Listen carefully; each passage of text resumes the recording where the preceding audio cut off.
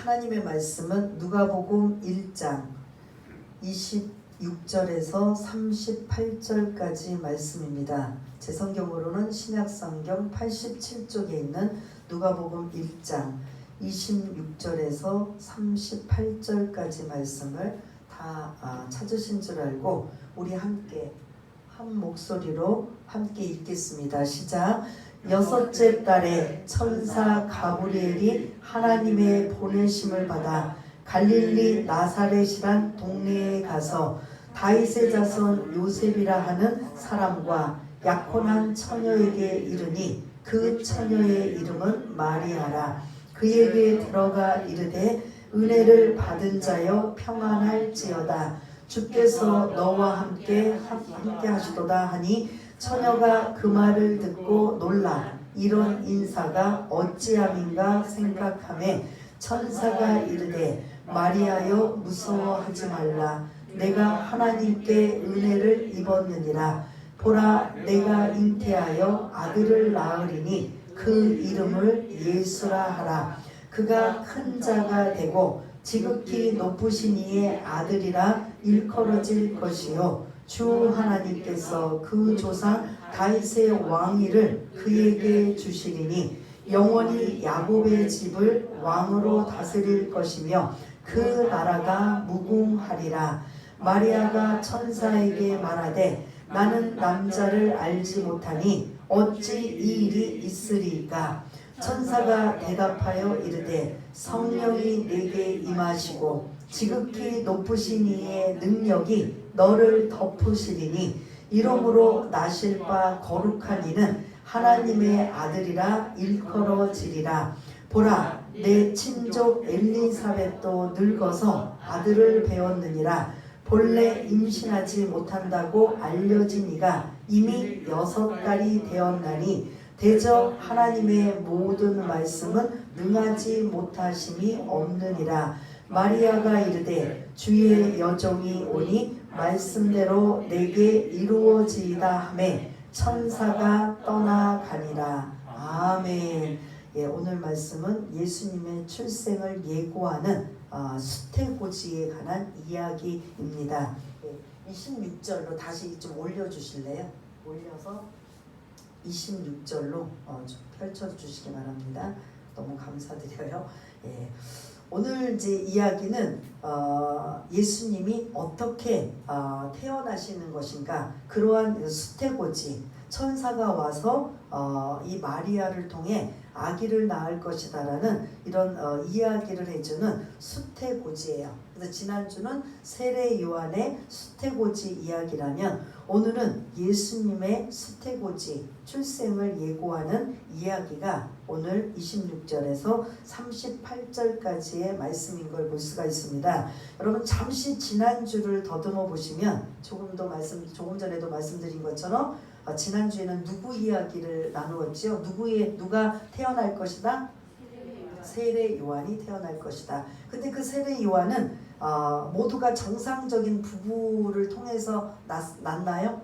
아니죠. 불가능한 사가랴 아버지가 될 사가랴는 80세 정도가 되고 부인 엘리사벳은 그 밑으로 아무리 내려가도 60세가 넘는 70세 정도 된다 해도 이제 모든 그런 아기를 낳을 수 있는 그런 여건은 안 됩니다. 그럼에도 불구하고 하나님이 그들 부부에게 아이를 주셨는데 요한이라는 이름까지도 주시면서 요한이라는 아들을 주실 것이다 라고 말씀하셔요. 근데 사가랴, 요한의 아버지가 될 사가랴는 어디서 이 천사의 그런 말씀을 받았지요? 뭐하다가 농사짓다가 제사장이 어디서 성전 성소에서 뭐하다가 분향하다가 향으로 이제 분향하는 거예요. 근데 그 분향단 바로 맞은편에 휘장이 가려져 있지만 그 너머에는 뭐가 있다고요?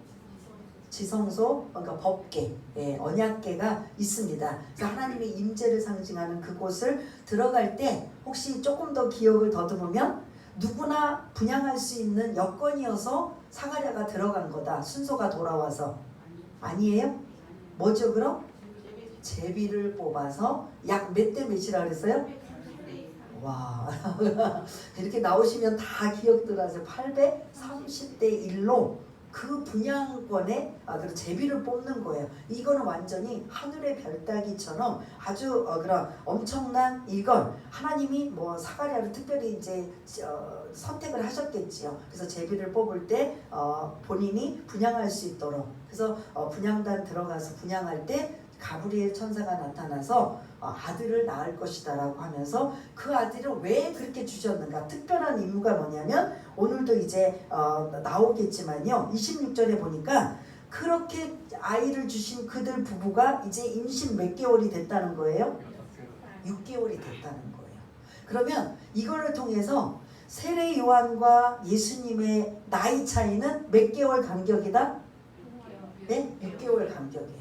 그러니까 6개월 먼저 태어난 세례 요한이 예수님의 오실 길을 예비하는 나팔수의 역할, 소리의 역할을 요한복음을 근거로 한다면 그 역할을 하기 위해서 하나님이 특별히 불가능한 이 부부에게 아기를 주셔서 이 그런 예수님이 오실 이분이 메시아다라는 걸 알리고 예표하는 그러한 역할을 하기 위한 아주 중요한 역할인 역할이 누군가에게 필요한데 있는 사람이 아닌 새롭게 하나님이 불가능한 속에서도 아이를 갖게 하시고 그 아이의 이름을 요한이라고 하면서 예수님보다 6개월 먼저 태어나서 이제 어른이 되고 성인이 되었을 때 예수님이 메시아라는 걸 알리고 많은 사람들에게 전파하는 역할을 하는 아주 귀중한 역할을 하는 자가 바로 이 세례 요한인 걸 볼 수가 있습니다. 이런 걸 토대로 해서 오늘 이제 26절을 들어가려고 해요. 26절 시작에 여섯째 딸에 하면 이제 머릿속이 기억이 나시죠? 누가 여섯째 딸이라고요? 세례 요한이 이제 엄마의 뱃속에 엘리사벳의 뱃속에 6개월 지금 이제 임신 중에 있는 태아 중에 있는 이 상황에 이 천사 가브리엘이 사가랴 그 요한의 아버지에게 나타난 것처럼 이제는 누구에게 나타나냐면 마리아라는 여인에게 나타나는 거예요. 여인도 사실은 아닌데 나타나는 장면이 이제 27절에 나오는 장면인데 그 마리아가 어디에 살고 있는가 26절을 보면 어디라고 나와요? 갈릴리 나사렛. 여러분 나사렛 하면 많이 익숙해요? 안 익숙해요? 여러분들이 익숙하죠? 구약에는 나사렛이라는 소리가 한 번도 나온 적이 없어요. 아니 예. 갈릴리는 있어요. 갈릴리는 있는데 나사렛이라는 이 지역이 한 번도 언급된 적이 없어요. 이제 구약에서 보면은 지명들이 구약의 이름이 있다가 이제 이렇게 바뀌는 걸 볼 수가 있는데 아무튼 나사렛이라는 이 지명이 없습니다. 없는 이 상황에 갈릴리 나사렛이라는 이 동네에 누가 지금 가고 있어요? 천사 가브리엘이 누구를 만나기 위해서 27절 아직 말씀을 나누지 않았지만 마리아를 만나기 위해서 아주 중요한 소식을 하나님으로부터 받아서 이 마리아에게 전하러 가는데 그 마리아가 살고 있는 지역이 26절에 보니까 어디라고요? 갈릴리 나사렛. 그래서 우리는 항상 예수님 앞에 붙일 때도 막 뭐 축사를 하든지 뭐 이렇게 선포할 때도 그냥 예수 이름으로도 하지만 더 정확하게는 어디 누구의 예수 이름으로 나오죠? 나사렛 예수 이름으로 명하노니 뭐 귀신아 떠나가라 뭐 병든 자에 치유받아라 뭐 이런 할 때 그 지명 이름이 나사렛을 우리는 많이 붙여요. 그래서 우리는 이게 생소하다 생소하지 않다. 근데 어디 붙었는지는 아시나요? 그게 이제 나사렛이 우리에게는 예수님을 통해서 우리가 구원받았기 때문에 나사렛이라는 이 용어가 우리에게는 굉장히 와닿지만 이들에게는 우리 전국 팔도를 다 더듬어서 어디 시골 구석에 있는 지명까지 일반 사람들이 자기네가 거기서 살지 않으면 알까요? 모를까요? 강원도 어느 산골 막 이런 아주 외진 조그만 마을 뭐 요즘에는 이제 TV에서 뭐 여러 가지 뭐 생생 정보며 무슨 뭐하며 이런 찾아가서 그 농촌에 이제 그런 여러 가지 어른들도 만나고 농사 뭐 여러 가지 체험도 하는 이런 것들이 있어서 이제 웬만큼 지역들을 많이 알지만 깡시골 같은 아주 작고 조그만 마을까지 우리가 알까요? 모를까요? 우리 이 나라에 살고 있으면서도 몰라요. 이 나사렛이라는 지역이 바로 그런 지역이에요. 그래도 조금 알 수 있는 건 갈릴리라는 지역이에요. 갈릴리는 그 굉장히 좀 큰 지역이다 보니까 갈릴리 이스라엘 지도에 이제 제가 좀 붙이다가 오늘 PPT가 좀 상태가 좀 이상해서 지도를 제가 못 올렸는데요. 이스라엘 지도를 보면 북쪽에는 갈릴리가 중심이고 중간에는 사마리아, 그 다음에 아래는 유대예요. 유대 지역이에요. 그래서 이스라엘의 지도에서 가장 핵심은 예루살렘에 있는 유다, 저 남쪽에 있는 유대 지역이 유명해요. 거기에 정통 유대인들이 살고 그 지역에만 살아야 인정을 받고 그 지역은 예루살렘 성전도 있고 그래서 그 항상 모든 중심이 유대 중심으로 가요.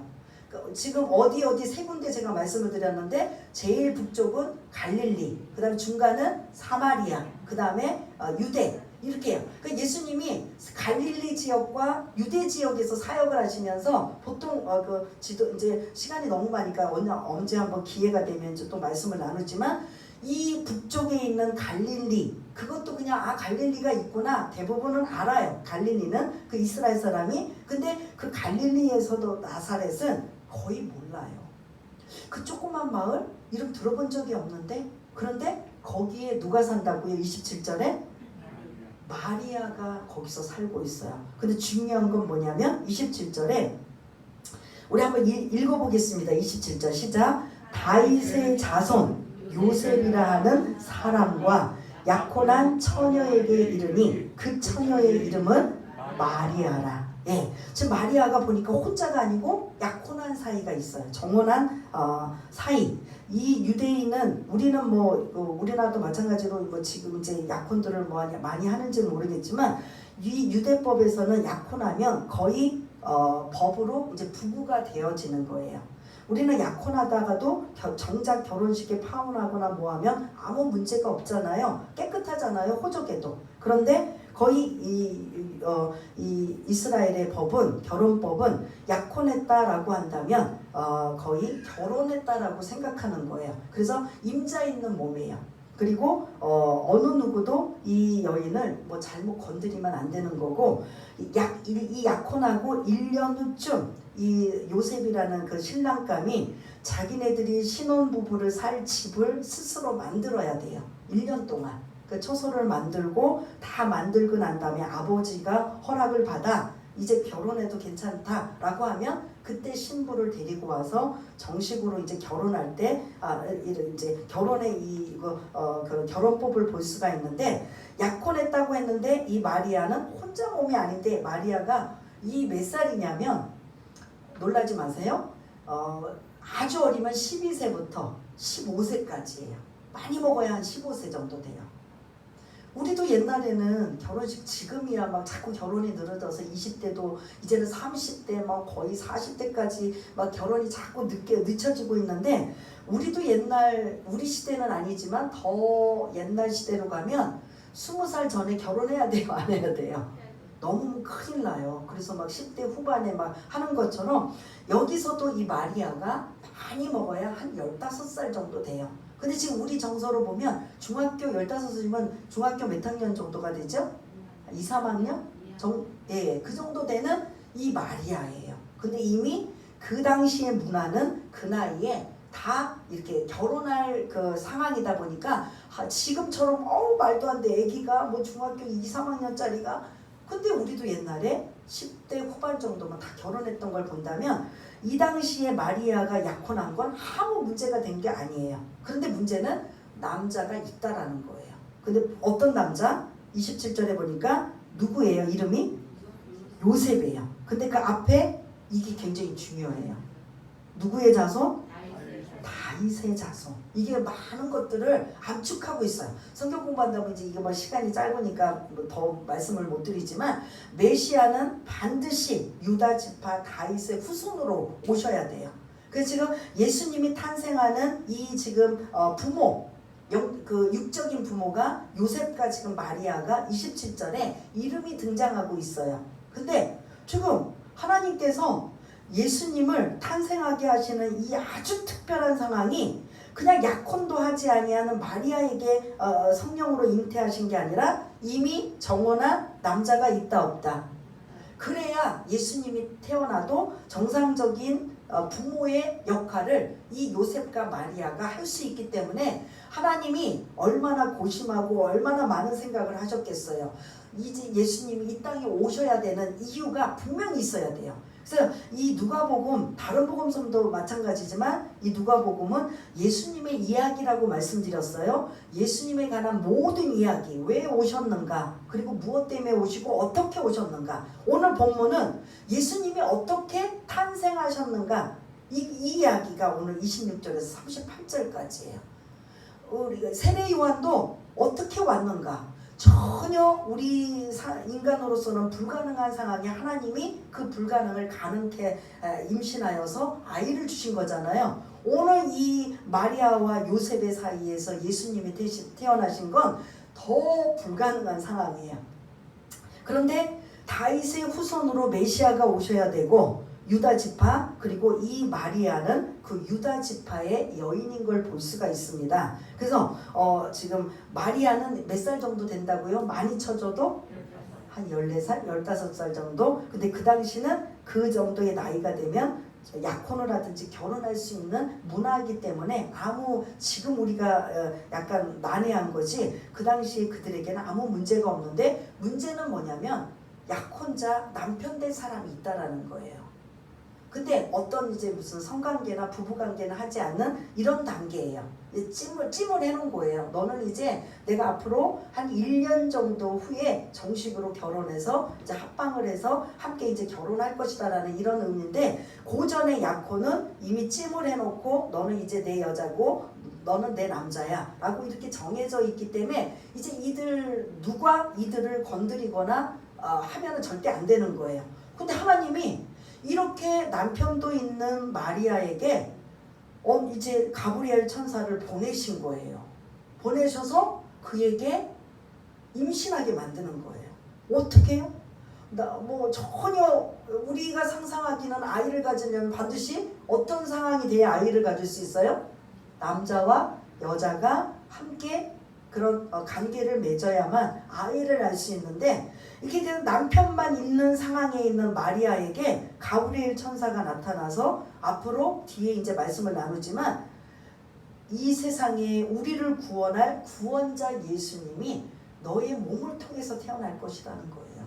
너무너무 엄청난 이야기를, 즉 가브리엘 천사가 갈릴리 나사렛이라는 아주 조그만 이 동네, 배운 것도 없고 가진 것도 없고 그냥 어느 것 하나 그런 세상에 드러내고 나타나고 자랑할 만한 것이 아무것도 없는 이 지역, 작은 이 시골에 와서 거기에 살고 있는 마리아를 가브리엘 천사가 찾아온 걸 볼 수가 있습니다. 가브리엘 천사가 찾아와서 28절을 좀 띄워주시면, 그에게 들어가 이르되 은혜를 받은 자여. 누구에게요? 누구에게요? 좀 대답 좀 해주세요. 마리아에게. 가브리엘 천사가 마리아를 보면서 은혜를 받은 자여 마리아여 하고, 그 다음에 뭐라고 하죠? 평안할지어다. 그리고 또 하나, 주께서 너와 함께 하시도다. 엄청난 말씀을 해주셔. 은혜를 받은 자여. 우리는 다 하나님 앞에 은혜를 받은 자예요. 지금 저와 여러분들 아직 이제 새로 오신 분들도 계시지만, 예수 믿고 구원받아 내가 하나님의 자녀가 된 건 내가 스스로 내 발로 선택하고 믿은 게 아니라 전적인 하나님의 은혜로 우리가 예수를 믿게 되고 구원받게 된, 이것도 은혜를 받은 자예요. 우리도 마찬가지로 은혜를 받은 자예요. 그 은혜가 너무 귀하고 감사해서 어떻게 하면 내가 하나님 뜻대로 말씀대로 살을까, 이런 것들이 우리가 다음 단계로 가는 거예요. 근데 이 은혜가 없으면 내가 왜 교회 열심히 해야 돼? 내가 왜 이렇게 열심히 그냥 목숨 걸고 예배를 드려야 돼? 아니면 이런 여러 가지 내가 왜 이렇게 교회에 충성하고 헌신해야 돼? 이게 반드시 전제 조건이 뭐냐면 내가 은혜를 받았기 때문이에요. 그 은혜는 여러분들이 또 생각하기에 난 능력도 못 받았는데, 아니면 각종의 그 고린도에 보면 은사장이 있는 것처럼 나는 이런 예언, 통변, 방언 이런 것도 못 받았는데 무슨 은혜를 받은 자야? 라고 하지만, 하나님의 자녀라면 누구나 할 것 없이 오늘 이 말씀처럼 무슨 자요? 은혜를 받은 자요. 가브리엘 천사가 마리아에게 은혜를 받은 자요 라고 한다면 사실은 저와 여러분들에게도 은혜를 받은 자요 라고 할 때 아멘 해야 된다는 거죠. 조금 틀리죠. 마리아에게는 엄청난 이제 예수님이 탄생할 그런 잉태할 그런 준비된 몸을 가지고 있지만 우리는 그럼 어떤 은혜를 받은 자냐? 조금 전에 말씀드린 대로 우리는 영원히 지옥 갈 수밖에 없고 영원히 죽을 수밖에 없는 우리를 웬 은혜고 웬 감사인지 만세전부터 우리를 택하셨고 그래서 우리를 부르셔서 하나님의 자녀가 되셨습니다. 그 위에 뭐 이것 주세요 저것 주세요 내가 예수 믿었는데 왜 환경이 이렇게 힘들고 어려워요 왜 이렇게 맨날 꼬이기만 하고 어려운 일이 생겨요 라고 불평하기 전에 진짜 원초적인 건 은혜를 받은 자가 우리라는 걸 여러분 잊지 마시길 바라겠습니다. 이거를 까먹으면 맨날 교회 와서 하나님 앞에 머리를 조아리고 기도할 때마다 달라는 거예요. 하나님 우리에게 복 주신다며요. 그러니까 뭐 물질의 복도 주시고 건강의 복도 주시고 뭐 그런 거 안 구하라는 게 아니라 원리를 알으라는 거죠. 하나님 다 주셔요. 근데 조금 이제 하나님의 때에 주시다 보니까 우리가 막 기다리기 힘들고 어려운 상황이 있는데 우리는 은혜를 받은 자라는 걸 잊지 마시길 바라겠습니다. 그거를 우리가 용어를 값없이 받았다는 거죠. 대가 없이. 우리가 만일 어떤 그 대가를 지불하고 받았다면 은혜가 아니에요. 그런데 아무 대가 없이 그냥 은혜를 받았다라는 거예요. 구원의 은혜. 은혜를 받은 자요 라고 한다면 나도 맞아. 나도 은혜를 받은 자요. 아멘 아멘 하고 여러분들이 아멘으로 화답을 하셔야 되는 거예요. 그것 때문에 기뻐하고 그것 때문에 감사하고 그것 때문에 막 그냥 뭉클하고 그것 때문에 그냥 눈물이 나고 그렇게 나오는 게 이게 다음 단계예요. 그런 사람이 믿음으로 헌신하고 충성하고 나머지 단계를 할 수 있는 거예요. 근데 그게 없는데 그 자원이 없는데 봉사하고 충성하고 헌신하고 막 교회에서 행사 있으면 막 그거 하라 그러면 막 힘들고 어렵고 막 그냥 왜 해야 되는데 힘들어 어려워 하는데 은혜를 받은 자요 라고 한다면 내가 무엇을 못하니까 내가 이 많고 많은 사람들 중에 택함받고 구원받아 하나님의 자녀가 되어서 아바 아버지라 부를 수 있는 은혜와 특권을 내가 이 많고 많은 사람들에게 선택되어진 걸 소중하게 여기고 그거를 받아서 은혜를 받은 자요라고 한다면 나는 나머지는 내 희생과 헌신과 어떤 것이 있어도 나는 주를 위해서 쓰임받기를 원합니다라고 진짜 알곡 같은 신앙은 하나님 앞에 그런 고백이 나와야 된다는 거죠. 근데 이게 이제 안 되면 늘 계산하는 거죠. 내가 이만큼 했으니까 이만큼 주시겠지, 아니면 저만큼 했으니까 저렇게 주시겠지 하는데 은혜를 받은 자라는 걸 진심으로 깨닫게 되면 주시면 감사하고 안 주시면 아직 때가 안 됐거나 아니면 받을 자격이 아직은 그게 안 되나 보다 하면서 더 다른 식으로 이 생각의 폭이 바뀌어지는 걸 볼 수가 있습니다. 그래서 오늘 가브리엘 천사가 은혜를 받은 자요 라고 할 때 이게 가슴이 막 뭉클거리고 나도 그런데 뭐 이렇게 이제 약간 이제 은혜 받는 이런 내용들은 좀 다르지만 구원받은 하나님의 은혜가 얼마나 귀하고 소중한지 이걸 저와 여러분들이 진짜 잊어버리면 안 돼요. 그게 밑바탕이 깔려있고 그것의 토대 위에 여러분들이 하나님 앞에 의지하고 의탁하며 또 기도하고 나아가는 이런 저와 여러분 되시기를 바라겠습니다. 그런데 이 어느 날 갈릴리 아주 깡시골이라는 나세렛 마리아라는 이 소녀, 우리식으로 말하면 소녀를 찾아가서 은혜를 받은 자여 평안할지어다 주께서 너와 함께 하시도다 라고 하는 이러한 놀라운 이런 그 말씀을 전달을 받게 됩니다.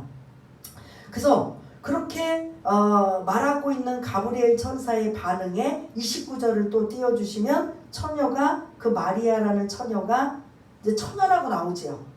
결혼은 했지만 아직 성적인 관계는 정결한 상황이기 때문에 처녀라고 표현을 해요. 그래서 처녀가 그 말을 듣고 놀라 이런 인사가 어찌함인가라고 깊이 생각한다라는 거죠. 지금 15 먹은 14살 먹은 아이들이 만약 이런 상황이 닥친다면 깊이 생각할까요? 안 할까요? 도대체 이게 무슨 소리래? 라고 할 수 있는데 가진 것도 없고 배운 것도 없고 뭐 사람들에게 드러내고 나타날 것은 없지만 마리아라는 이 여인은 이 소녀는 말씀을 깊이 묵상할 수 있는 이런 것들은 가지고 있다라는 거죠. 남들에게 내세울 만한 것들은 아무것도 없지만 말씀을 묵상하고 그 말씀이 어떠한가 생각해 볼 줄 아는 그러한 은혜는 지금 이 마리아가 갖고 있는 걸 볼 수가 있습니다. 처녀가 그 말을 듣고 놀라 이런 인사가 어찌함인가 하고 약간 좀 당황하고 있는 이런 상황 속에 다시 30절부터 33절까지 엄청난 이제 진짜 이야기를 하는 거예요. 왜 가브리엘 천사가 마리아를 찾아왔나? 그 이야기가 30절부터 33절까지 이야기인데 우리 한번 읽었지만 다시 한번 30절부터 33절까지 한번 읽어보겠습니다. 시작. 천사가 이르되 마리아여 무서워하지 말라. 내가 하나님께 은혜를 입었느니라. 보라 내가 잉태하여 아들을 낳으리니 그 이름을 예수라 하라. 그가 큰 자가 되고 지극히 높으신 이의 아들이라 일컬어질 것이요 주 하나님께서 그 조상 다윗의 왕위를 그에게 주시리니 영원히 야곱의 집을 왕으로 다스릴 것이며 그 나라가 무궁하리라. 아멘. 놀라고 있는 마리아를 향해 놀라지 말라. 하나님께 은혜를 입었느니라 라고 해요. 그래서 이런 위대한 쓰임을 받은 마리아가 카톨릭 천주교에서는 거의 신적인 자리까지 올라가요. 그래서 천주교에 다니신 분들은 계시는데 저도 이제 잠깐 고등학교 때 그 미션 스쿨이어서 그 고등학교의 역량으로 천주교 이제 세례도 받고 영세도 받고 한 몇 년 동안 약간 겉멋으로 천주교 이제 성당을 다녔던 걸 볼 수가 있는데 성당 안에는 뭐 하나님도 형상이 있지만 예수님 형상, 그다음 또 하나는 그 마리아 형상까지 있어요. 그래서 우리가 늘 천주교를 거의 이단하다시피 이렇게 하는 건 마리아를 하나님이 신적인 존재로 인정하신 게 아니에요. 그냥 여인들 중에 가장 복되고 가장 큰 은혜를 받았기 때문에 복받은 여인이다라는 그 누구의 많이 생각해 보세요. 저와 여러분들 상황에 우리가 결혼하지 않고 이런 상황이 있을 때 예수님을 우리 몸에서 잉태해서 낳았다. 이게 남자분들은 좀 그렇고 여자분들이 만약 그러면 얼마나 놀랍고 얼마나 귀한 일이에요.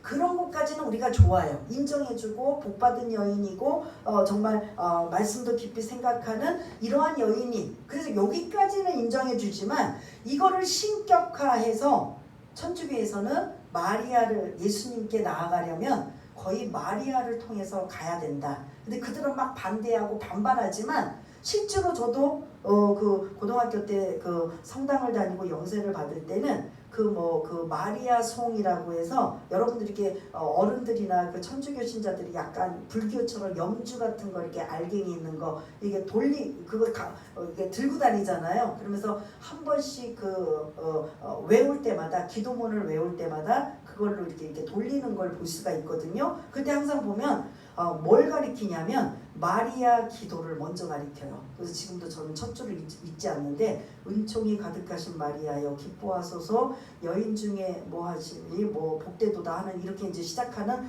그 마리아 그 기도문이 있는데 천주교에 다니신 분들 거의 그 마리아 기도문을 많이 외워요. 왜냐하면 예수님께 나아가려면 반드시 마리아를 통해서 가야 된다. 근데 성경에는 그런 말이 없어요. 근데 천주교에서는 그렇게 가리키고 그것이 이제 교리화되어서 마리아가 없어서는 안 되는 거예요. 우리는 예수님께 가까이 가려면 직접 하면 돼요. 예수님께 그냥 직접 예수님 그 예수님의 이름으로 우리가 가면 되고 더 또 뭐 도움을 받고 싶으면 성령님의 도움으로 받으면 되는 거거든요. 그런데 그들에게는 마리아를 통해서 예수님께 간다라는 이런 것들이 이제 천주교에서 볼 수가 있는데 오늘 이 본문이 엄청난 가브리엘 천사가 마리아에게 나타나서 인류를 구원할 메시아 구원자에 된 이 아기 예수를 마리아가 잉태되었다. 이건 엄청난 일인 거죠. 근데 그거를 엄청나고 복받은 여인이지만 신격화시킨다. 이거는 잘못되어 있는 거예요. 신격화는 하나님과 예수님, 성령님밖에 없는 거예요. 근데 거기다가 이 마리아까지 같이 껴서 신격화한다면 이거는 정말 이단이라고 말할 수밖에 없는 겁니다. 성경 어디에도 오늘 이 본문처럼 마리아가 이렇게 귀하게 쓰임 받았다라는 얘기만 나오지 이를 마리아를 뭐 신격화시키고 마리아를 통해서 예수님께 나와야 되고 그런 내용들은 하나도 없는 걸 볼 수가 있습니다. 근데 그만큼 마리아는 엄청난 이런 아기 예수를 잉태하고 낳는 이런 엄청난 중요한 역할을 감당하였다. 이거를 이제 여러분들이 기억하시기를 바라겠고요. 놀라지 말라 하나님께 은혜를 입었느니라 30절 그리고 31절을 좀 보여주시면 보라 네가 잉태하여 아들을 낳으리니 그 이름을 뭐라 하라? 예수라 하라. 예수는 자기 백성을 저희 죄에서 구원할 자예요. 죄에서 구원할 자로 이 예수님이 오셔야만 되는데 반드시 이 인간의 몸으로 오셔야 돼요. 그런데 어느 날 갑자기 막 그냥 멀쩡한 사람 성인이 나타나서 나 예수다라면 이거는 뭐 뭐라고 하죠? 우리 어르신들이 옛날에 보면 그 사람의 그런 역사가 없다 보니까 어디서 무엇하는 사람인지 알 수 없다라는 이런 상황이 있는 것처럼 구약에 있는 말씀을 보면 예수님은 인간의 몸을 입고 오셔서 인간의 육신의 그런 몸에서 태어날 자라고 이런 말씀들을 해주셔요. 그래서 반드시 예수님은 왜 오셔야 되는가? 우리가 이제 본격적으로 예수님 이야기예요. 예수님이 왜 오셔야만 되고 누가복음을 기록하는가? 죄 문제를 해결하기 위해서는 예수님이 반드시 오셔야 돼요. 그런데 그러면 정식으로 남자와 여자 사이에서 관계를 맺고 예수님이 태어나시면 될 터인데 왜 약혼한 마리아에게 전혀 남자를 알지 못하는 마리아에게 하나님께서 잉태하게 만드셔서 그 아이를 낳으면 이름을 예수라고 하고 있는가? 이거는 죄 문제를 해결하러 오셔야 되는데 남자는 아담의 허리 아래에서 났다고 해서 모든 인간은 아담의 족보예요. 그럼 아담은 죄인이에요? 죄인 아니에요? 원죄로 들어가는 죄인이란 말이에요. 누군가의 인간의 몸에서 부부관계를 통해서 난다면 예수님은 거룩한 죄 없는 사람이 아니라 우리처럼 똑같은 죄 있는 인간으로 태어나셔야 돼요. 죄 없는 인간으로 태어나셔야만 되기 때문에 전혀 남자와의 관계가 없이 여자의 몸에서만 태어날 수 있는 이 불가능을 하나님이 잉태케 하신 거예요. 그러니까 일반적으로 생각하면 이런 말도 안 되는 불가능이 어디 있어? 근데 하나님은 하실 수 있을까요? 없을까요? 앞에 사가랴와 엘리사벳도 전혀 불가능해요. 불가능한 상황에 아이를 주셔서 임신하게 만들어 요한이라는 아들을 낳을 것이다. 근데 그 아들은 또 어떻게 될 것이다. 무슨 역할을 할 것이다 라고 우리가 말씀을 나눴잖아요. 오늘 본문도 이거 불가능해요. 그냥 15 먹은 그 소녀 아이가 단지 요셉이라는 남자와 약혼하여서 전혀 뭐 이런 그런 부부관계를 맺지 않는 그냥 순결한 처녀의 몸인 이 마리아를 통해 하나님이 그에게 아이를 주시겠다, 잉태하겠다. 그래서 우리는 성령으로 잉태하셨다라고 이제 그런 사도신경을 우리가 고백하기도 하잖아요. 이런 일들이 여러분들이 마리아라고 생각하고 내 몸에서 남자 관계도 없는데 내가 어느 날 갑자기 임신해서 배가 불러온다. 여러분 상상만 해도 이게 아멘 하고 받아들여질까요? 아닐까요? 안 받아들여진 거죠. 그 당시 그때는 뭘 생각하냐면 약혼은 했지만 이 마리아가 예를 들어서 임신을 해가지고 자꾸 배가 부르면 동네 사람이나 주민들이 안다 모른다. 배가 불러주니까 아는 거잖아요. 그리고 자동적으로 이게 다를 수밖에 없잖아요. 배가 불러줘서. 그러면 그 당시의 유대법은 이게 이제 그 불법으로 이제 했다고 해서 돌을 던져서 죽여도 되는 법이에요. 이들에게는. 그래서 간음법이라고 해갖고 아니 남자가 정해져 있는데 요셉은 전혀 이 마리아하고 동침도 한 적도 없고 한 번도 잔 적도 없는 그냥 약혼만 한 사이인데 어느 날 마리아가 배가 불러온다. 그러면 이거는 주민들이나 누구나 돌을 던져서 이 마리아를 죽여도 이게 법에 어긋나지 않아요. 죽여도 사형에 어긋나지 않을 정도로 이 상황이에요. 그런데 어느 날 여러분들이 마리아라고 생각하고 성령께서 하나님께서 너의 몸에 예수라는 아기를 잉태케 할 거다라고 했을 때 아멘하고 받아들일 사람이 어디 있느냐고요. 너무 엄청나고 놀란 일이죠. 그 당시 예수라는 이름도 굉장히 흔해요. 우리나라 철수 누구처럼 굉장히 흔한 이름이에요. 이 예를 들자면 구약에서 보면 여호수아 아시죠? 성경의 한 부분을 챕터를 담당하는 여호수아도 예수의 구약의 이름이에요. 예수와 여호수아, 여호와는 구원이시다 라는 뜻이에요. 근데 그게 예수라는 이름이 예수님만 갖고 있는 예수구나. 우리는 이제 그들의 이름들을 모르니까. 그러나 예수와 여호수아 이런 이름들이 대제사장의 이름도 있고 군대장관 여호수아에게도 들어가 있고 하는 거 보면 예수의 이름이 많이 흔합니다. 그 나라에서는. 그런데 이름을 예수라고 진다라는 뜻은 자기 백성을 저의 죄에서 구원할 자이신 이제 하나님이 때가 되셔서 메시아를 이제 보내주셔야 되는데 인간의 몸을 입어야 되는데 하나님이 누구를 통해서 찍으셨냐? 마리아를 통해서 아이를 갖게 만드신다는 거죠. 여기까지 정리해보면 부부간에 정상적으로 아이를 낳게 지금 만드셨나요? 아니에요. 법적인 남편 요셉은 있지만 하나님이 아이를 갖게 하는 건 하나님의 전능하신 능력으로 아이를 주신 거예요. 어떻게 그럴 수 있느냐? 나는 이래서 성경을 못 믿어. 교회를 다니는 사람도 도대체 죽은 십자가에 죽었다고 하면서 3일 만에 부활해? 어떻게 죽은 사람이 부활해? 그리고 어떻게 남자와 관계도 없는데 아기를 잉태해? 이런 이제 이해하지 못하는 성경의 내용들이 있단 말이에요. 우리 인간적으로 본다면 불가능하죠. 그런데 하나님은 하실 수 있을까요? 없을까요? 하나님이 천지 만물을 창조하실 때 아담과 하와가 어떻게 태어난 거예요?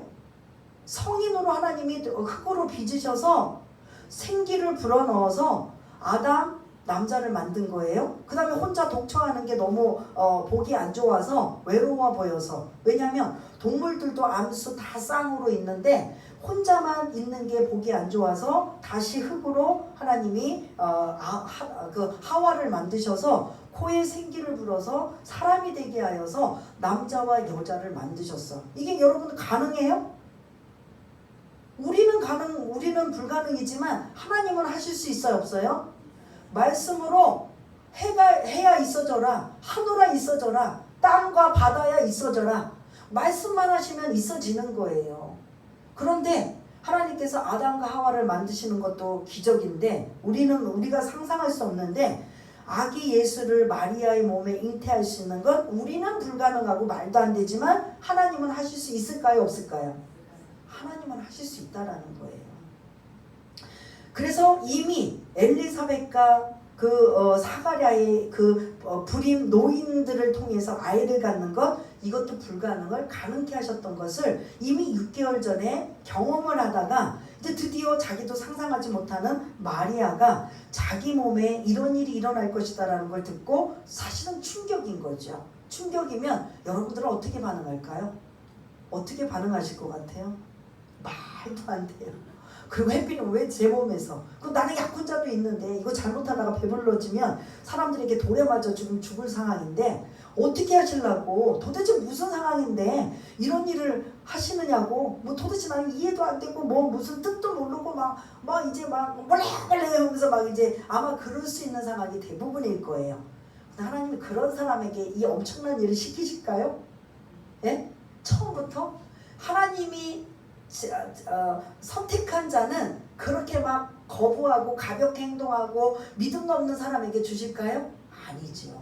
어리지만 말씀을 깊이 묵상하고 이러한 상황이 온다 할지라도 이것을 단순하게 가볍게 거절하고 그냥 차단하는 게 아니라 도대체 이게 무슨 상황인가 깊이 생각하고 이 뜻이 어떤 이걸 내가 받아들여야 되나 하고 깊이 묵상하고 생각할 만한 그러한 자를 택하셨을까요? 안 하셨을까요?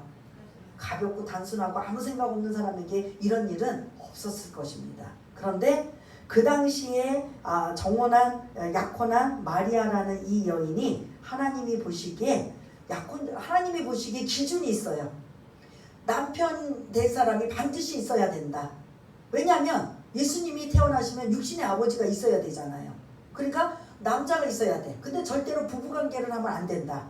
그러니까 그 여인은 반드시 약혼자가 있지만 정결한 몸을 가지고 있어야 된다. 이게 두 가지 조건이에요. 그 다음에 이 엄청난 것들을 받아들일 만한, 소화할 만한 그런 소녀가 있어야 된다. 그럴 때 하나님이 전국을, 그 이스라엘 전국을 찾아서 얼마나 깊이 생각해 봤을까요? 그런데 거기에 마리아가 낙점이 된 거죠.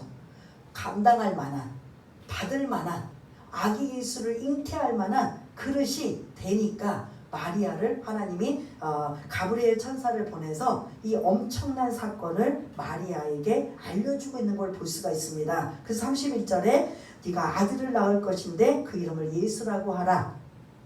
그리고 그 예수는 어떤 일을 할 것인가, 어떤 자가 될 것인가, 32절 33절이라는 거죠. 그가 큰 자가 되고 지극히 높으신 이의 아들, 누구의 아들이에요? 그러니까 하나님의 아들이라 일컬어질 것이요 주 하나님께서 그 조상 다윗의 왕위를 그에게 주시리니, 이거는 육신 요셉과 마리아의 그 지파가 지금 유다 지파 사람이에요. 그 다윗의 왕이 유다 지파거든요. 그가 아까 참 조건이 하나 더 있네요. 첫 번째는 약혼한 남자가 있어야 되고 정결한 상태에 있는 여인이어야 되고, 그 다음에 반드시 유다 지파여야 돼요. 왜냐하면 하나님이 계속 메시아는 어느 지파에서 올 것이다? 유다 지파에서 올 것이다. 그걸 다른 말로 다윗의 후손으로 오실 것이라는 거야. 유다 지파는 그 구약에서 다윗이 왕으로 있던 상황이거든요. 그 후손으로 지금 이제 쭉 내려와서 요셉이라는 마리아라는 그 지파의 사람들이 지금 살고 있어서 아까 말씀드린 그 조건이 유다 지파여야 되고 남편이 있는 여인이어야 되고, 그리고 약혼자의 상태, 그리고 전혀 남자를 관계하지 않는 이런 상황이 있어야만 되는 이러한 여인이 바로 마리아인 것을 볼 수가 있고, 이 마리아가 낳는 아이의 예수는 어떤 지냐면 큰 자 지극히 높으신 이의 하나님의 아들, 그리고 그 조상 다윗의 왕위를 그에게 주실 것이다. 이해가 되시나요? 여러분들한테 지금 구절구절 설명하기 위해서 좀 지루하지만 말씀을 드리는 거고요. 33절 영원히 야곱의 집을 왕으로 다스릴 것이며 그 나라가 무궁하리라 라는 이 예수님이 오시는 목적을 말씀하고 있는 걸 볼 수가 있습니다. 그래서 예수하면 우리가 어떤 생각을 해야 되면 우리의 죄를 구원하시기 위해서 오시는 분. 근데 그분이 죄인된 몸으로 오시면 안 되기 때문에 남편과 합방한 여인의 몸이 아닌 전혀 완전히 그래서 그게 창세기 15장에 여인의 후손으로 오실 것이다 라는 메시아 예표가 있어요. 저와 여러분들은 여인의 후손이에요? 남자의 후손이에요? 예? 저와 여러분들은 사실은 저희들 부모가 합방을 해서 저희들을 낳았지만 사실은 누구의 씨를 통해서 저희들이 난 거예요? 그렇죠. 그러니까 아빠의 씨를 통해서 엄마의 몸에 받아서 난 거잖아요. 그러니까 결국 중요한 건 뭐예요? 남자의 씨라는 말이에요. 남자의 씨가 거슬러 올라가면 어디까지 간다고요? 아담까지 가는 거예요. 그러니까 결국 모든 인류는 아담의 후손들이에요. 그러면 아담은 원죄를 가지고 있기 때문에 그 원죄를 계속 영향을 받는 게 우리 지금 모든 인간들에게, 우리가 태어난 우리 모두는 다 죄인이라는 소리예요.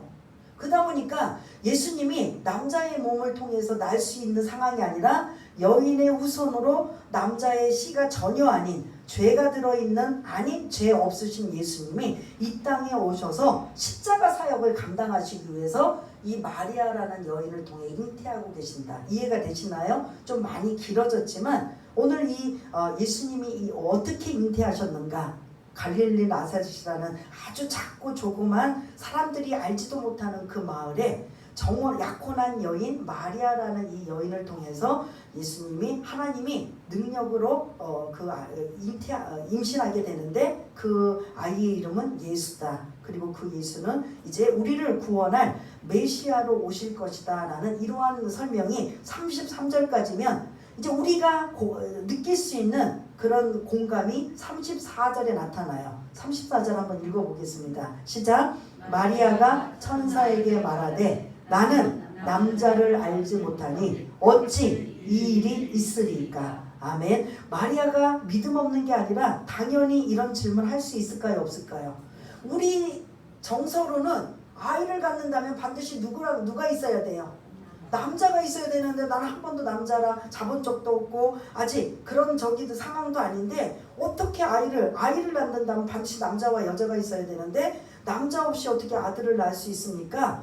이해가 되는데 어떻게 제 몸에서 그런 일들이 일어납니까? 이거 궁금해서 물어보는 거예요. 사가랴는 표정을 보여주세요.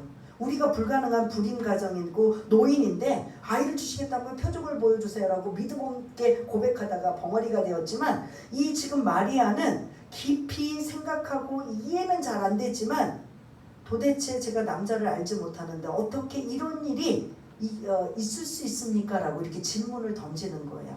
그런 일 어떻게 할 수 있느냐고 그게 35절이라는 거죠. 35절도 정말 중요하기 때문에 한번 읽겠습니다. 시작. 천사가 대답하여 이르되 성령이 내게 임하시고 지극히 높으신 이의 능력이 너를 덮으시리니 이러므로 나실 바 거룩한 이는 하나님의 아들이라 일컬어지리라. 아멘. 성령이 너에게 임하고 충만히 임하여 하나님의 권능이 너를 덮어서 거기에 아기를 갖게 할 것이다. 근데 그 아이는 누구다? 원래는 하나님이신 거야. 예수님이. 그런데 인간을 구원할 수 있는 방법을 하나님이 찾으시는 거예요. 어떻게 하면 저 인간을 계속 멸망하고 저주의 길로 그 지옥의 불구덩이로 그리고 마귀 사탄의 밥으로 내가 창조하고 그 창조한 그들과 함께 그 교제하면서 복주고 복받는 이런 인생으로 우리가 살아야 되는데 어느 순간 아담과 하와가 그 선악과를 따먹으로 말미암아 추방당하고 죄라는 것이 막 그 모든 인류에게 달라붙어 있는 거예요. 우리는 그냥 죄가 우리 눈에는 안 보이지만 하나님 보시기에는 우리는 다 죄예요. 죄. 도대체 하나님이 인간을 만드신 목적은 그런 목적이 아닌데 이 죄 문제를 해결하려면 과연 어떻게 이 죄 문제를 해결해야 될까? 죄 없는 자가 와서 제물이 되어야 되는 거죠. 구약은 다 동물 제사잖아요. 자기가 어떤 죄를 지었거나 잘못하면 자기 형편에 맞게 소나 양이나 염소를 가지고 와서 제사장에게 성전에 가지고 오면 하나님 제가 이런 잘못을 저질렀습니다라고 말하면 그 동물에게 그 죄를 전가를 시켜요.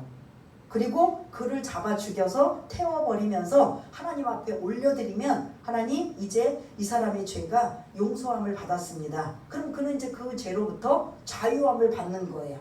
근데 그게 끝나느냐? 또 죄를 지으면 그 일을 계속 반복하는 거예요.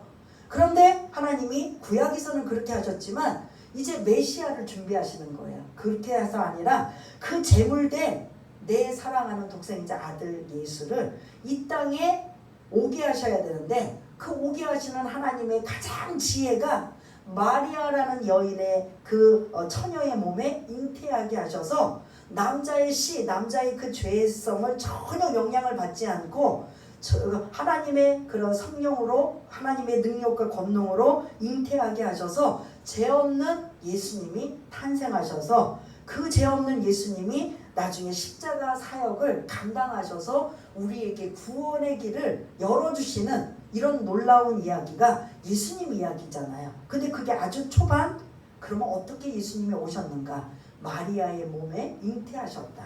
그런데 남자의 씨를 통해서 한 게 아니다. 35절 성령이 임하시고 지극히 높으신 이의 하나님의 권능이 그에게 임하여서 아기를 갖게 하셨다. 이해가 되십니까? 그래서 마리아가 잉태하게 되었다. 그걸 하나 더 설명해요. 그래도 잘 이해 못하겠는데요. 지금 우리는 이제 교리를 자꾸 설명하고 지금까지 있었던 말을 설명하지만 가브리엘 천사가 어느 날 와서 이야기를 하면 그게 곧바로 수긍이 돼요, 안 돼요? 이해가 잘 안 됐지만 거부하지는 않아요. 그러면서 예를 하나 들어요. 36절 봐라 내 친족 엘리사벳 알지? 계속 아이를 못 갖고 결국은 이제 늙어서 80이 넓어서 이제 죽을 날이 가까운데 그의 가정에 아들을 주셨잖아. 그 가능해 못 가능해? 그 사람들이 보기엔 불가능한 거잖아. 우리가 보기에도 불가능하잖아요. 근데 그거를 지금 알려주고 있어요. 마리아에게.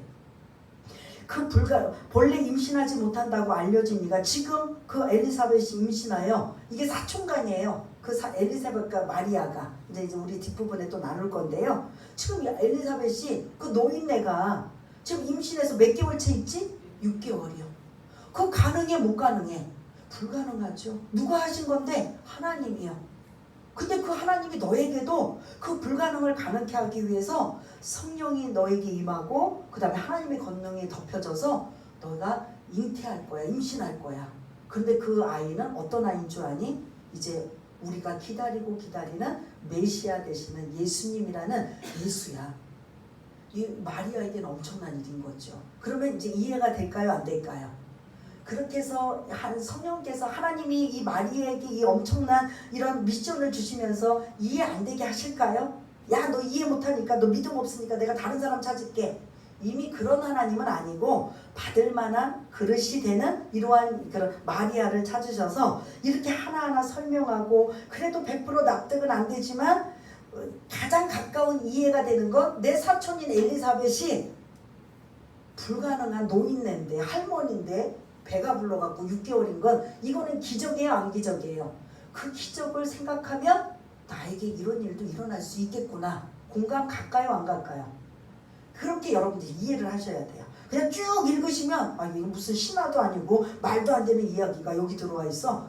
충분히 교회 다니면서도 충분히 이런 상황이 올 수 있어요. 그랬더니 그 친족 엘리사벳의 6개월 된 그 노인네가 임신한 것을 예를 드니까 아하, 그럴 수 있겠구나, 납득이 되는 거야. 그래서 마지막 고백 37절 그래서 가브리엘 천사가 하죠. 대저 하나님의 모든 말씀은 능하지 못함이 없어. 불가능이라는 거 없어. 하나님에게는 불가능이 없어. 다 가능해. 처녀가 아이를 낳는 것도 가능하고 노부부가 아이를 갖는 것도 가능해 라고 이렇게 이제 납득하고 설명을 해줬을 때 마리아의 고백이 엄청난 거예요. 38절 이게 이제 중요합니다. 이거하고 진짜 맞추려고 합니다. 우리 한번 읽겠습니다. 시작. 마리아가 이르되 주의 여종이오니 말씀대로 내게 이루어지이다 하매 천사가 떠나가니라. 아멘. 마리아가 지금 이거에 수긍했어요, 안 했어요? 순종했어요. 그래서 고백이 뭐냐면 주의 여종, 아주 그 비천한 낮은 것으로 여종이라고 표현해요. 주의 노예이오니, 여종이오니 말씀대로 내게 이루어지기를 원합니다. 하나님의 뜻이 그것이라면 그러면 제가 그것을 순종하고 따르겠습니다. 이건 뭐냐면요, 목숨 걸겠다라는 거예요. 왜? 서서히 6개월, 7개월 배가 불러오면 이 여인은 지금 모든 사람들이 이 내용을 모르니까 어떻게 할 것 같아요? 이거는 가능한 거예요. 지금 요셉은 딴 마을에서 이렇게 좀 멀리 가서 열심히 이제 1년 후면은 집을 지어서 이 마리아를 데리고 와야지 하고 막 그냥 사랑하는 마음으로 집을 짓고 있는데 뭐 뜬금없이 이 마리아가 임신하고 배가 불러온다. 그럼 이거는 요셉에게는 청천벽력과 같은 이야기예요. 이제 나중에 요셉 이야기는 이 안에는 이제 안 나오지만 다른 복음서에서 보면은 또 천사가 요셉에게 나타나요. 그러니까 요셉이 이런 일로 마리아를 죽이게도 하지 않고 이런 상상하지 못한 일이 생기니까 임신하게 되니까 배가 불러오니까 조용히 관계를 끊으려고 해요. 약혼 관계를 끊어버리려고 할 때 하나님이 찾아가서 천사를 통해서 안 된다. 이거는 하나님의 특별한 그런 성령으로 잉태하였기 때문에 너희들 끊으면 안 된다. 관계를 파혼하면 안 된다. 그리고 부부로 해야 된다고 이제 요셉을 또 설득시켜서 요셉이 그걸 수긍하고 그리고 이제 이 마리아가 임신하고 있는 이런 모습을 볼 수가 있는데 그런 이야기는 이제 또 시간이 너무 많이 가서 너무 죄송하지만 마지막 38절이 너무 귀중한 거예요. 앞에 있는 게 사실 어렵고 놀랍고 엄청난 하나님의 이 계획을 마리아 이 15 정도 되는 소녀가 이걸 받아들이기에는 사실 감당할 수 없음에도 그것을 가브리엘 천사리 말할 때마다 자꾸 성령께서 역사하셔서 감동하게 하시고 이해되게 하셔서 뭐라고 하냐면 주의 여종이오니 말씀대로 내게 이루어지이다. 내가 혹시 배가 불러져서 사람들에게 돌에 맞아 죽을지언정 하나님의 뜻이라면 내가 그 뜻을 따르겠습니다. 이게 여러분 될 것 같아요? 무슨 소리냐고. 나는 우리 그 정서에 살면 내가 이제 조금 있으면 금방 배가 불러서 드러날 텐데 내가 사람들한테 막 온갖 망신은 다 당하고 더 나가서는 돌에 맞아 죽을지인데 내가 이 짓 하려고 내가 이 다 합니까? 못합니다. 막 믿음 없는 사람들은 막 이렇게 할 수 있을 거예요. 근데 그런 일이 혹여 나에게 온다 할지라도 내가 감당하겠습니다라는 이런 아주 순전한 겸손한 그리고 믿음 있는 마리아의 고백. 몇 살? 몇 살이요? 여러분들이 15살짜리 보기에는 어떨 것 같아요? 아직 애송이고 아직도 철도 없고 뭐 이해하는 것도 그렇고 한없이 낮게 보잖아요. 그런데 그 마리아는 주의 여종이 오니 주의 말씀대로 이루어지이다. 하나님 뜻이 그렇다면 하나님 제가 그 일을 순종하며 따르겠습니다. 엄청나요? 안 되나요? 엄청난 마리아의 믿음의 모습. 이걸 가지고 이제 막 천주교에서는 막 신적으로 숭배하고 있는 이런 걸 볼 수가 있는데 그건 아닌 거죠. 여인 중에 복 받고 엄청난 대단한 은혜를 받고 귀하게 쓰임 받은 건 사실이지만 그가 신적인 위치까지 가는 존재는 아니다. 하나님이 그만큼 귀하게 쓰임을 받고 그리고 그렇게 또 귀하게 쓰임 받기 위해서 순종하고 나아갔다. 이것까지만 우리가 알면 되는 거예요. 그래서 오늘 이 마리아의 그런 믿음을 통해서 나의 믿음은 어디까지인가 한번 여러분들이 생각해 보시고, 또 하나는 은혜를 받은 자여, 우리 입장에서 본다면 은혜를 받은 자여라는 걸 여러분들 잊지 마시길 바라겠습니다. 이거를 까먹고 이거를 밑바탕에 깔지 않으면 금방 원망이 나오고 불평이 나오고 하나님 앞에 삿대질하고 하나님 앞에 그냥 지금까지 내가 한 거 계산하려고 계산서 내미는 것밖에 안 되는 거예요. 주시면 감사하고 때로는 아픔이 있고 어려움이 있고 슬픔이 있으면 또 그것 통해서 하나님 뜻이 무엇인가 또 깨닫게 되고 또 믿음의 한 단계 또 나아갈 수 있는 저와 여러분 되시기를 바라겠습니다. 왜 예수님이 오셔야만 됐는가 잊지 마시길 바라겠습니다. 우리 계속 누가복음은 다른 복음서도 마찬가지지만 예수님 이야기예요. 그런데 그 아주 첫 걸음 예수님이 어떻게 오셨는가, 이게 오늘 말씀이에요. 어떻게 오셨죠? 길지만 시간이 많이 갔지만 우리가 알고 있는 정상적인 방법이 아닌 마리아 처녀의 몸에 성령으로 잉태하여 오신 거예요. 왜 꼭 그렇게 오셔야 돼요? 죄가 없으신 몸을 통해서 태어나셔야 되기 때문에. 남자의 씨는 다 죄예요. 그래서 우리 모두가 남자의 씨를 통해서 모든 전 세계 인류가 태어난 우리 모두는 기분 나쁘시지만 아담 때문에 죄인으로 우리는 이걸 거부할 수가 없어요. 원망해도 어쩔 수가 없는 거예요. 우리 모두는 죄인이다. 아담의 원죄로 인하여. 근데 그 원죄를 계속 죄가 죄를 낳고 죄의 노예가 되는, 로마서의 말씀처럼 죄의 노예가 되는 우리를 해방시키고 구원하시는 일은 반드시 이 예수가 오셔서 하셔야 되는 거예요.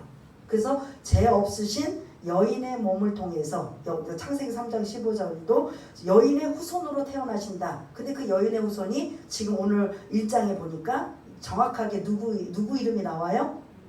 마리아의 여인을 통해서 아기 예수님이 탄생하게 되신다.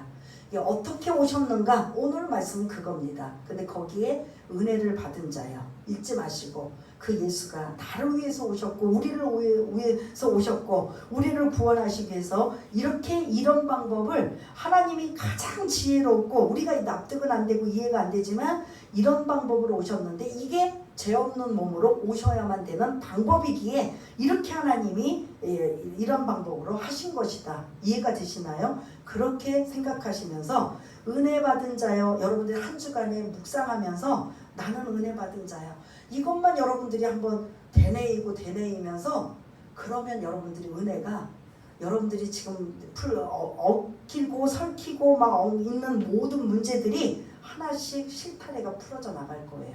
왜? 불가능이 없으신 하나님이 개입하시고 간섭하시면 다 풀려지는 역사가 나타날 줄 믿습니다. 그렇다고 그렇게 은혜를 받은 자라고 해서 한 번도 문제 없고 한 번도 어려움 없고 한 번도 고통 없는 게 아니라 너가 어디 있는지 함께 할 것이다.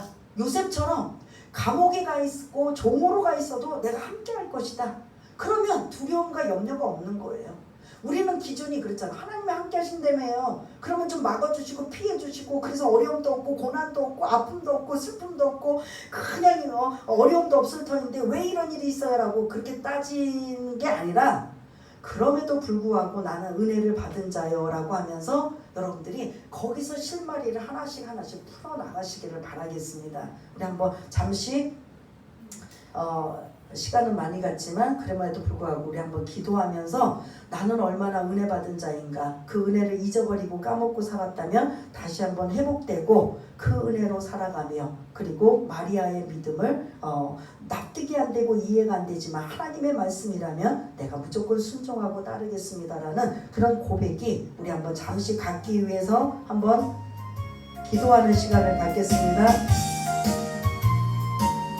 할렐루야. 사랑이 많으신 하나님 아버지, 오늘 예수님이 어떻게 잉태되셨는가, 우리 상식으로는, 우리 지식으로는 이해가 되지 않지만 영적으로 죄 없으신 몸으로 이 땅에 태어나실 분이라면 반드시 이럴 수밖에 없는 상황을 우리가 배우고 익혔습니다. 그런데 거기에 누가 선택되었는가?